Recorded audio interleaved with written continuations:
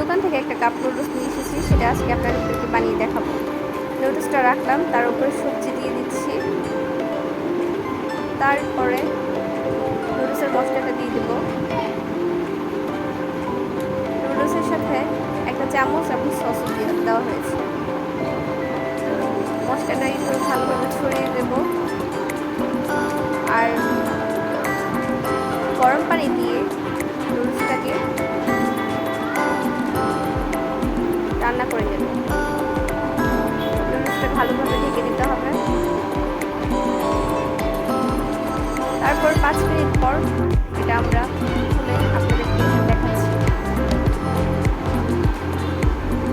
5 minute পর আমাদের নুডলসটা ঠিক দেখতে এমন হয়েছে।